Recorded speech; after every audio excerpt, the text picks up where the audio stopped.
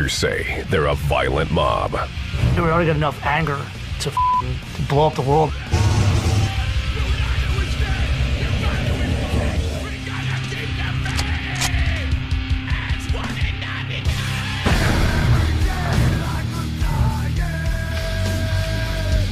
FSU. They're as much a part of the hardcore scene as the raucous music.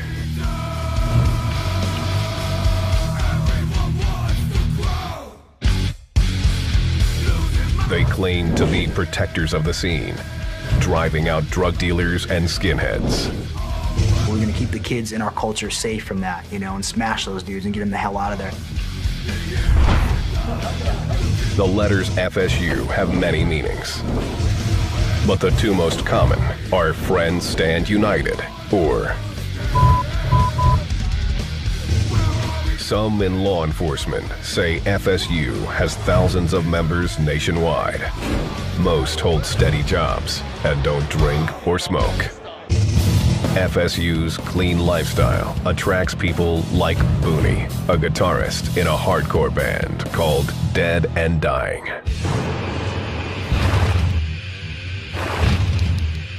Prior to joining FSU at 30, Booney drank too much and did drugs. He credits the gang with saving his life and says they're misunderstood.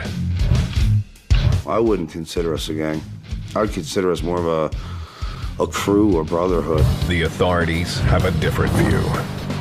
It is all the trappings of a gang, and we classify them as a gang as most law enforcement organizations, or all, do, and they're a national product. FSU doesn't lay claim to neighborhoods. Their territory is anywhere there's a hardcore music scene. Their only mission is to rage against conformity. That is what puts us in a different step than these guys that come home from work, they crack open a beer, they watch TV, and they swallow up all the We've got bands that tell us, think better.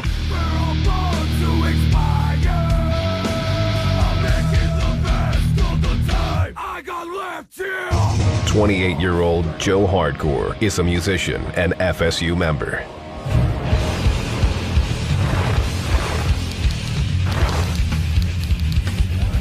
He says kids today are being spoon-fed all the wrong values. I don't know what we can do to society that society hasn't already done to itself. Look at the biggest companies out there, cigarette companies, beer commercials. They want you to hear, consume, buy, materialize, follow the leader. Joe Hardcore has been in FSU for 4 years and says the gang's rage against society is justified. Don't come at me with some, I'm a danger to society, because society's f***ed, and that's what brought us. We are the product of a f***ed up society.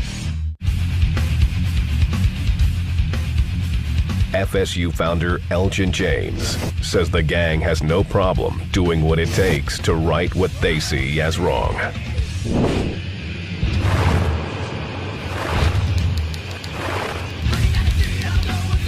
If someone gets in my way, gets in my friend's way, we're gonna bulldoze right over you by any means necessary. FSU has a 20-year track record of violence, much of it directed at skinheads and drug dealers. Their MO is brutality and swarm beatings. You gotta beat them till they're not gonna get back up again. Because what do you know what else they have? I mean, those always had guns. Those always had some crazy ass accumulated weapons of bats with nails in it. You never know what they had. FSU says their brutality is justified. If you're fearing us, it's because you really put yourself in a bad position that you shouldn't have. Troy, New York, a suburb of Albany. It's a working class town with a population of about 47,000. Troy's downtown reveals a rough edge with an unemployment rate higher than the national average. The surrounding area is home to some of the largest colleges in New York State, including Cornell, RPI, and Siena, making it a city of haves and have-nots. There are long-standing feuds between townies and the college kids who reappear every fall. Bruce St. Gelais, the leader of Troy's FSU chapter, has been in his share of scuffles.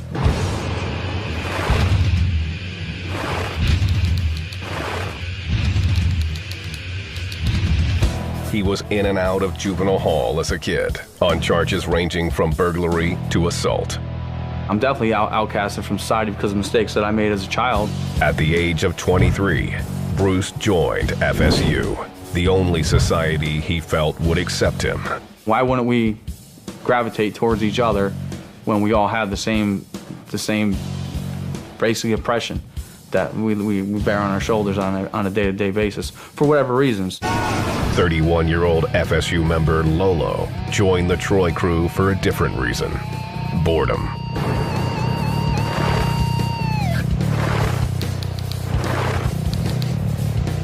There is not a lot to do.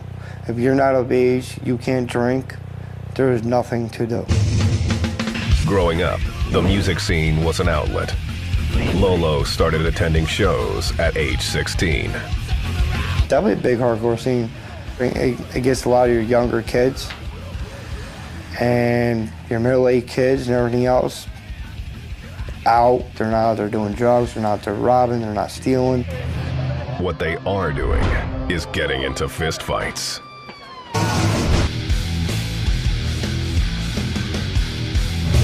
Third Street, downtown Troy. It was Saturday, February 26th, 2005, 11 p.m. The Hudson Duster, a raging hardcore hangout, was brimming with testosterone. The mosh pit was in full swing. It almost looks like you're fighting. Flapping the arms, kicking, everything else. People accidentally get hit. It is what it is. The band called 25 to Life took the stage. Their fans knew their lyrics. The club was cramped, with no room for the timid. If you stood on the wrong side of the bar, you would get slammed. You would get hit up. The bouncer, Lyle Bliss, also an FSU member, stood by in case there were problems. It didn't take long. 29-year-old Brian Carlo was walking out of the bathroom when he got too close to the action. He got caught with a punch, a kick, or whatever else, split his lip. He turned around and got pissed about it. According to FSU members, Brian spit blood and immediately started throwing punches. His first blow hit the girlfriend of an FSU member. And he punched her dead in her face and then spit in her face and then started punching dudes that were just standing there. FSU saw what was going down and surrounded Brian, who was suddenly in a brawl and badly outnumbered. That girl's boyfriend and friends started jumping on him. Friends don't let friends fight alone. That's their moniker. Within seconds, Brian was swarmed. Somebody's gonna be a to us and start being a smart. We'll defuse that problem. You ever see a cartoon where you see like a big circle of people as it goes down? That's basically what it looked like. You couldn't tell who was who. Brian's brother, Matthew Carlo, tried to reach Brian to protect him. Now he's swinging at whoever to get to his brother. The more the brothers fought, the more FSU members jumped in. It was just everybody, you know, fisting. The punches flew, while Bliss and the other bouncers hustled Brian Carlo out the door. The crowd outside numbered more than 100.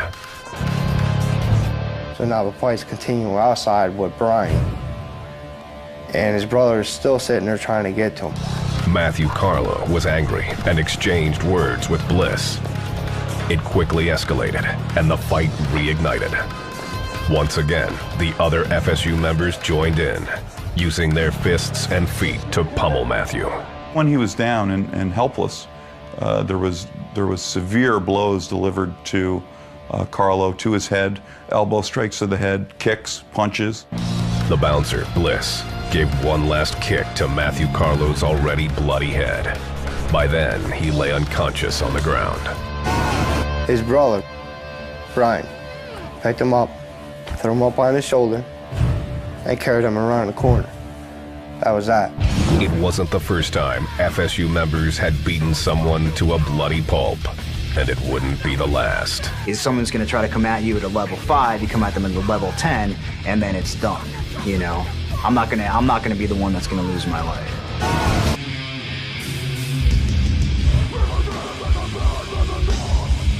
FSU is a gang hidden in the midst of the hardcore music scene. Their style, in your face. As long as you're not the Partridge Family, you might as well be a gang. For years, they flew under the radar. Then, in 2004, Boston authorities got wind of a violent video being peddled on the internet. Boston Beatdown was a compilation of swarm beatings and pit beefs. FSU's violence could be seen by anyone with an internet connection and an interest in street fighting.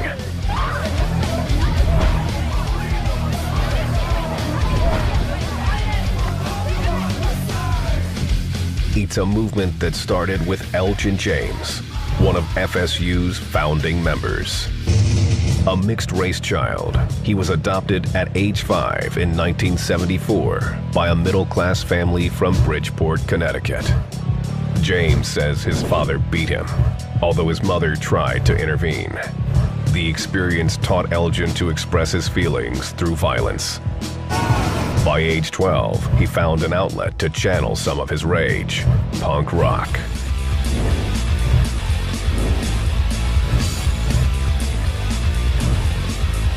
For the first time, he realized, like, oh, okay, like, I'm not the only up in the world. In 1982, 13-year-old James found his calling, a substance-free lifestyle known as straight edge. Proponents of straight edge called for a drugless music scene. James was on board. I don't drink or do drugs because I don't believe in that weakness. I don't believe in the whole ethics of, you know, I had a hard work week. You know, I really deserve this drink. I really deserve this drugs. To James, violence was the opposite of weakness. That same year, his aggressive behavior got him arrested. I was in juvenile hall for a while when I was 13 for hitting someone in the face with a rock and smashing out their windshield with a baseball bat. James was released from Long Lane Juvenile Detention Center when he was 15. In 1986, he began attending Antioch College in Ohio. He planned to become a civil rights lawyer. That year, he returned to Bridgeport for Christmas break, only to find his past waiting for him. He was walking down a dark street when he was viciously beaten with a baseball bat. What I do remember is just footsteps behind me, swing of a bat. I woke up in a hospital bed, you know, 3 days later, unconscious, with a tube down my throat. James had suffered brain damage. He spent a month in the hospital and several more in physical and occupational therapy. His dream of becoming a lawyer was over. I couldn't read at that time because because from the brain damage, I could barely speak. I still stutter at times. James was unable to return to college. He decided to leave Bridgeport with some friends and ended up on the streets. So we ended up, you know, living in abandoned buildings and in squats, first across the country in the Midwest, and then we, you know, ended up residing in Boston. Boston, 1989. On Lansdowne Street, just around the corner from the iconic Fenway Park, trouble was always stirring. On a Saturday night, the city's littered with fistfights. Boston is really the last safe bastion of a good fistfight. James was right at home. When you're a homeless kid and you're on the streets, you're gonna make sure that no one's gonna get over on you.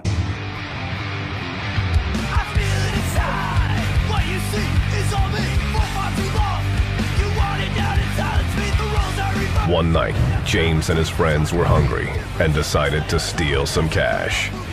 Their targets, 3 drug dealers who sold on a corner in the Mission Hills section of Boston.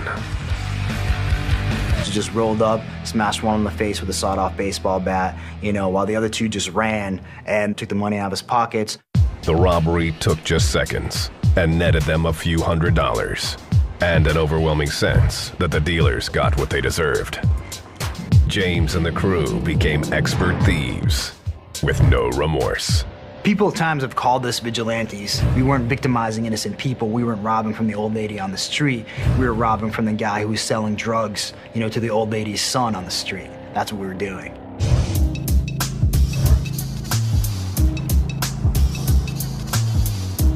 In addition to being homeless and ruthless, this crew had something else in common: an affinity for the driving style of music called hardcore.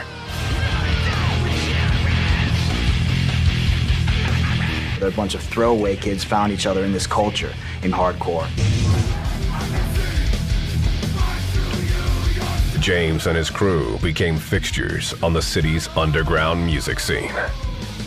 They initially started out as friends who were going to hardcore shows together, and it just kind of morphed into a gang. They related to the angry music, but there was a problem.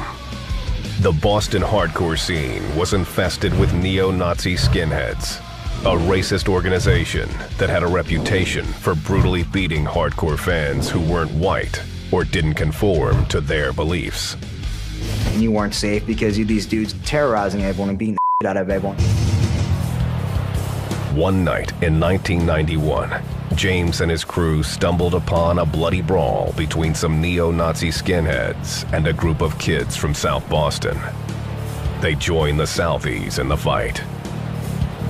The skinheads outnumbered them 5-1, but James and crew dominated. It was an inspirational moment for James, who decided the group needed to get organized. It really was just, we're gonna f it up, and like, hey, that's a great name.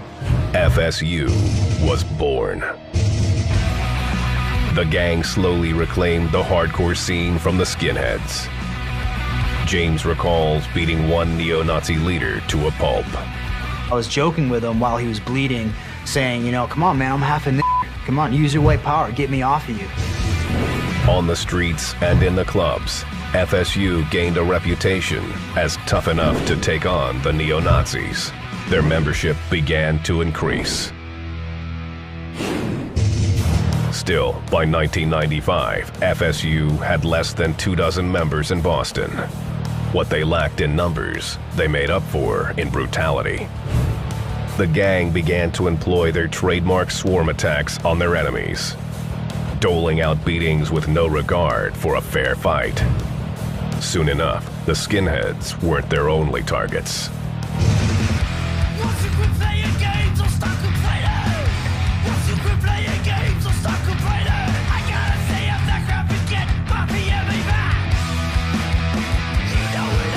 In the 90s, drug use at Boston clubs was rampant. James and company were straight edge, drug and alcohol free. For some, it became an FSU way of life. Straight edge means you don't drink and you don't do drugs. Some guys in FSU happen to be straight edge. Some militant straight edgers were happy to impose their views on anyone they came across. If someone else was drinking in front of them or someone else was doing drugs in front of them, they would attack and assault them. Guys got together and said, we're sick of these coming in here and selling their drugs on our scene. In the late 1990s, FSU became de facto enforcers on the hardcore scene in Boston. If someone peddled drugs or pushed a racist agenda, it was an actionable offense, punishable by a beatdown. I'll never forget the sound of somebody leaned up against the wall of a club and hearing blood just flow like water. It was like somebody turned on a spigot and it was flowing that fast. James and his crew were taking their own share of the hits. The doctor's kit. Nice. James played doctor to himself and his friends, using dental floss and sewing needles to mend wounds. I'd be the one sewing them up. First surgery I'd ever done, stitching my stomach up with dental floss. Soon, Boston police caught wind of what was going down. They didn't buy FSU's Avenger Act for 1 minute. We've been contacted by several nightclub owners saying, look, these kids are showing up, they're hurting my business, they're intimidating my other patrons. By the turn of the millennium, FSU was on the cops' radar. though the gang's call letters were coming to be known for something different. Friends Stand United. Cops didn't view them as less of a menace. Wonder why we call ourselves Friends Stand United. It's for a reason, because we don't disperse and we watch each other. Other friendships aren't like that. FSU considered itself a family. Outside Boston, members could always find a place to crash with the like-minded. It's a very transient organization. We're following the bands. The crew soon had posses in Chicago, Ohio, and upstate New York, including Troy.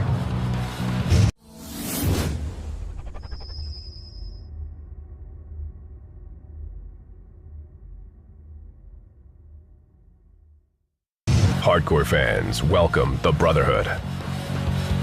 No matter what time of day or night, you can call on them and you got someone there for you. We're all equal. We're all the same.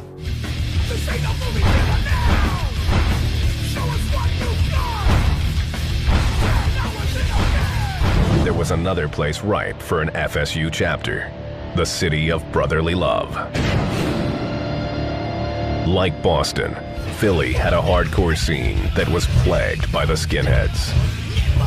In Pennsylvania, you had the Eastern Hammerskins. In New Jersey, you had Atlantic City Skinheads. Some serious guys that had to be fought. Joe Hardcore and his friends had been fighting the skinheads for years. By 2000, Joe was looking into the possibility of a future marriage with the Boston FSU. We met some Boston bands like, you guys are just like us. And we were kind of like, you know, when you had that kindred spirit. Kids that are living in similar circumstances, had similar problems. The Philadelphia kids have been beating up Nazis for years, have been fighting really hard. It would take several more years before FSU became official in Philly. In the meantime, Joe and his crew got plenty of practice, taking on anyone and everyone who got in his way. We'd be standing out front in a line going, I don't think we're gonna get out of this. Or looking for bottles on the streets or in parking lots, hoping that if there's a fight that goes outside, we can smash them with something. In the spring of 2004, Joe and Elgin James met for the first time on Lansdowne Street. When I met Joe Hardcore and I met the Philly kids, it was looking in the mirror. Together, they plotted their next step. Their plan was to strengthen FSU everywhere and dominate the hardcore scene. Not all of Joe Hardcore's Philly brothers agreed with his judgment. A lot of the guys didn't believe me. They're like, are you serious? This is what we're really gonna, you know, start flying this flag? And I'm like, we do it now. We're gonna raise a f***ing army. We're gonna level the playing field and go, we're on f***ing top.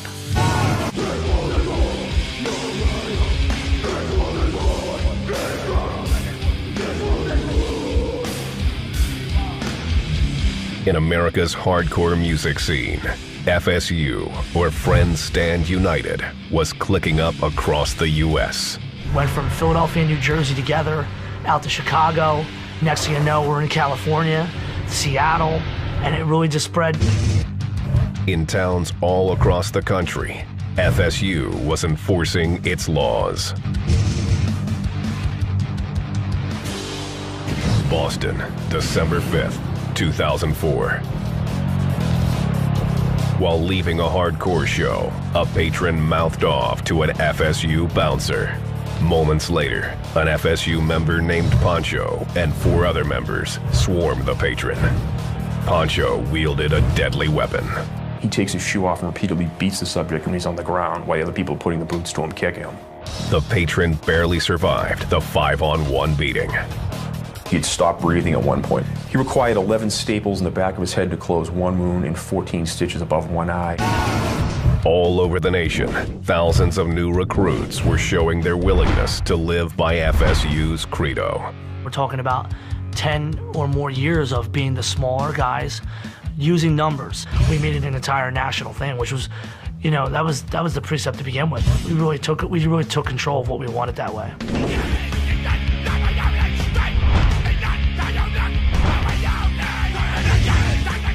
Between 2004 and 2007, FSU was linked to 3 killings across the country. In Tucson, an FSU member was shot after he attacked a man with a hammer at a hardcore club. In New Jersey, a young man was beaten to death by alleged FSU members while defending his friend who wore a t-shirt displaying the Confederate flag to a hardcore venue. The authorities suspected many other crimes were unreported. They labeled FSU as a gang. It's a claim FSU members dispute. It's easier to pin something on a group of people that are considered a gang. FSU's membership continued to expand. It's FSU's world. Whereas you join us, I'm not gonna let you f up. I'm not out there snatching purses. I'm not out there trying to f up their kids' heads with drugs. I'm not trying to pimp out their daughters. We're building brothers. FSU members wear their letters proudly. It's a brotherhood based on the ability to use your fists, not identifiable codes and rituals. Their first commandment is violence. If you're gonna swing to f us, expect me to swing right back and f you right back. The message is, they're gonna beat you, so you know you've been beat. The next rule is their commitment to one another. The gang replaces the family. You know, it gives you brotherhood, it gives you love, it gives you respect, it gives you fear on the street. A potential FSU member must do two things to become part of the gang: be a rabid fan of hardcore music and swear an unfading allegiance to the brotherhood. Those who want to join that brotherhood are called probates. The probates are mentored by experienced FSU members, but they must pay their dues. The right to wear FSU letters can take months, even longer. You could probate for a year and not make it. It's as long as it takes. If we haven't made our decision yet, we haven't made our decision yet. That means you're f***ed up. According to the gang principles, screwing up can mean being disloyal, insubordinate, or turning your back on a brother. FSU has an unwritten code. It says that members must be prepared at all times to fight on behalf of the brotherhood. We had this code, and we're gonna follow it no matter what. You're fighting more for your life, you're fighting for your best friends, you're fighting for your brothers. For FSU, it's all about power by numbers. Nobody needs to jump in. All those guys are able to take care of the situation by themselves. It's a statement of loyalty. It's friends standing united. That's what it is.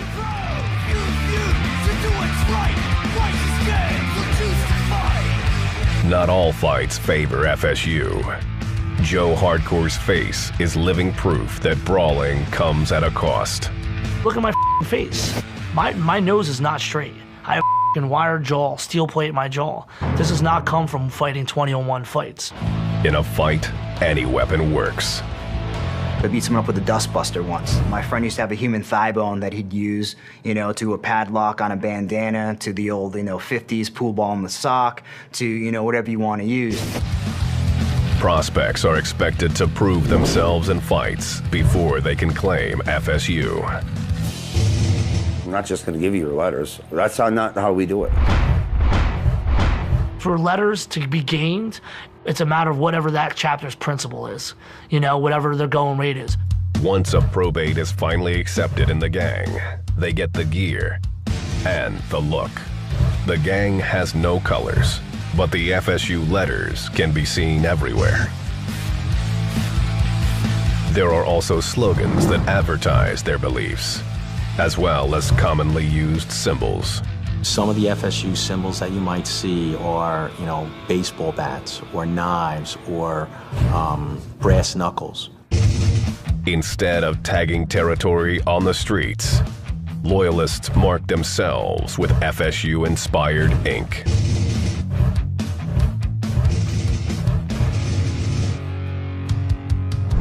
Where they put these tats shows their pride. They'll put them right on their neck, put them right on their hands, put them on the back of their arms, places that are going to be readily exposed to a vast majority of the community. Sometimes the ink makes it hard to hide from the law. So when you brand yourself or give yourself a name, you're basically considered a gang. Just for that fact alone. Why would you put that on your arm if you were not a member of FSU? Some ink speaks to FSU's history, like their battle with the neo-Nazis for control of Boston's hardcore venues. 2 crossed hammers, once worn by skinheads, is now a standard FSU tattoo. We took that back. FSU members got them because we were the ones, beating up and getting rid of those hammer skins. Other tats are code for their call letters. You'll see them with a 378 tattoo, which is FSU, on a foam pad. FSU's hierarchy is simple. Each chapter manages its own affairs, much like a state. Chapters have a single leader, a go-to guy they call an advisor. It's not an elected position. It's given to the guy who is the toughest and most charismatic. When crimes involve swarms of FSU members, like the 2005 beating of Matthew Carlo, it can be hard for authorities to pin down one suspect. That was not what I would consider a fair fight. He was probably getting kicked and punched by 6, 7 people.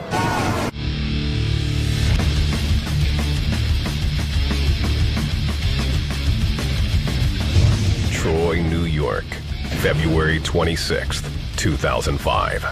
At the Hudson Duster, a local hardcore music venue, FSU members viciously beat 36-year-old Matthew Carlo. He was bleeding, bruised up, lumped up. I mean, everything happened so quick. The incident didn't surprise local authorities. They were familiar with FSU's track record. You bump into one of these members the wrong way, they'll assault you. They will not stop until you're in the hospital. When police arrived at the bloody scene, Matthew Carlo was on his way to the hospital. Meanwhile, FSU was busy concealing the evidence. The girlfriends of members helped by hiding FSU hats in their purses and stuffing knives down their pants. Dozens of witnesses to the fight who weren't in FSU wouldn't talk. We had resistance from people that were at the scene. We had a lot of trouble gathering evidence. Just moments after he arrived at the hospital, doctors pronounced Matthew Carlo dead. His head was bashed in, and he had visible bruises all over his body from being kicked and punched. One of the first to give police his statement was Lyle Bliss, the club's bouncer and an FSU member. He claimed that he punched Matthew Carlo only once in the face. Then he quickly changed his story, admitting to not only kicking Carlo, but volunteering that he'd struck first. The investigators were not convinced that the bouncer was solely to blame. They went after other FSU members, including Lolo, who was in the thick of the mob. Trying to break it up puts me in the middle of it. The investigating officer questioned Lolo's involvement in the beating. His exact words to me is, well, we can't prove your intent of trying to hurt him, and you can't prove your intent that you're really trying to break it up. Troy's local leader, Bruce St. Gelais, was also questioned. He claimed he was with his family the night of Carlo's death. I was actually going to go to that show that night, but I didn't.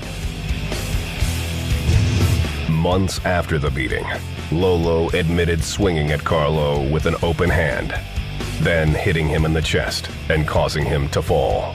On October 12, 2005, the cops arrested Lolo. I was all over the news, all over the papers. I looked at different. People were giving me dirty looks. They didn't want to be near me. Basically ruined my reputation. Over the course of 2 days, police arrested 5 more FSU members, including their leader, Bruce. 8 U.S. Marshals and Troy police ended up apprehending me at my house. They come into my house, guns drawn. Despite Bruce's alibi, one witness placed him at the scene. And it only takes for one person to say that they were, even if 10 say they weren't, and they can still pick you up. The prosecutors charged Bruce, Lolo, and 4 other FSU members with second-degree gang assault. Lolo pled guilty to attempted misdemeanor assault and received 1 year of probation. Oh, I was innocent. Absolutely innocent. In December 2005, Lyle Bliss pled guilty to criminally negligent homicide and second-degree assault. He was sentenced to 5 years in New York State's Livingston Correctional Facility.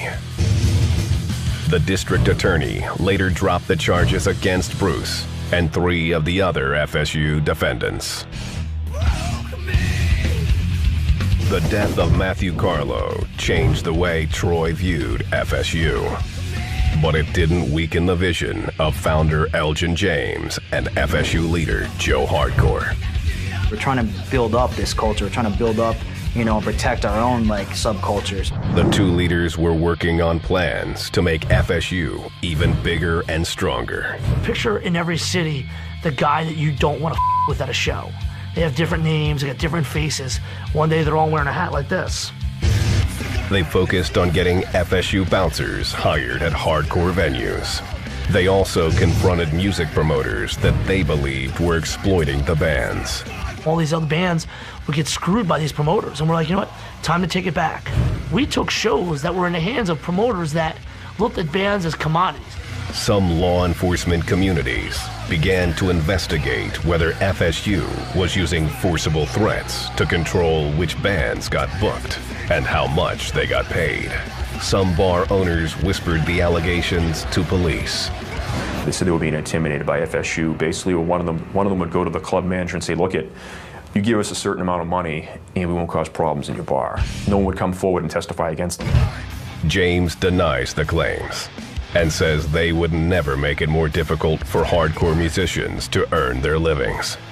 How would a guitarist in one band then extort money from another band when we know how hard it is to, survive on tour? So that's completely wrong. So if you're gonna say we're doing something bad, just try to work a little harder and get what we're doing bad right. FSU continued to grow. By 2006, it had a new problem. Posers. People who wanted to be FSU, but didn't want to live by their rules. We have FSU popping up everywhere. It's gonna be watered down, it's kind of out of our control. The gang treated copycats harshly. If they had an FSU tattoo and they were not the same as us, well then that tattoo would be gone by the time we left. Just as the violent vision of James and Joe Hardcore had begun to be achieved, it came to a grinding halt. In 2006, Elgin James' adoptive mother became critically ill. As she lay on her deathbed, she asked her son to consider where his life was headed. It's still not too late for a second chance. You can still go on. You've been living the same adventure for so long now, what else is there? James made a radical decision. I've done this. I'm getting out of Boston. I'm done. Troy, New York. Despite the 2005 killing of Matthew Carlo, many FSU members here remain loyal to the gang and all that it stands for. Troy's leader, Bruce, is married with 3 children. He has no plans to leave the gang. I've been proud of being an FSU member for over a decade now. The day that I started made me a better person. In spite of FSU's history of violence, he still insists FSU is not a gang. We're not a criminal organization. We don't advocate any criminal activity. We advocate brotherhood, friendship, loyalty to each other.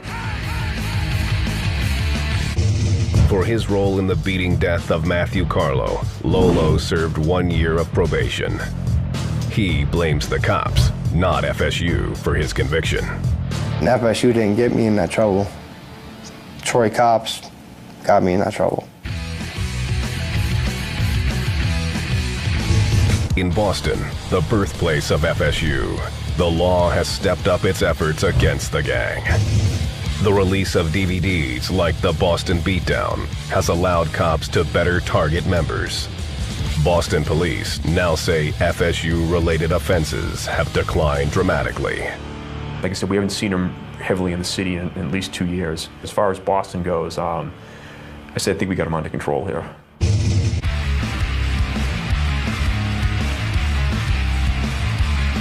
The streets of Philadelphia have changed a lot since Joe Hardcore was a teenager, first hitting the hardcore circuit.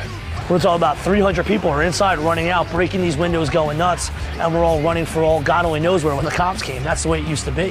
The thing that there'd be a Starbucks on one corner is just f***ing nuts. The streets may have changed, but the authorities' pursuit of FSU has stayed the same. Police around the country continue to learn more about FSU's inner workings. That makes Joe Hardcore nervous. I'm always afraid of law enforcement because they have a job to do. Their job is to put words into people's mouths. Their job is to build up these insane hierarchical structures and come up with these half-assed ideas where schemes are built. Some in law enforcement suspect FSU is now selling drugs, in direct opposition to the straight-edge philosophy of many of its founding members. There was a lot of allegations that were thrown out there. They were involved in dealing meth, steroids. We had a couple bar managers we had talked to who just absolutely refused to testify. Joe Hardcore denies the allegations.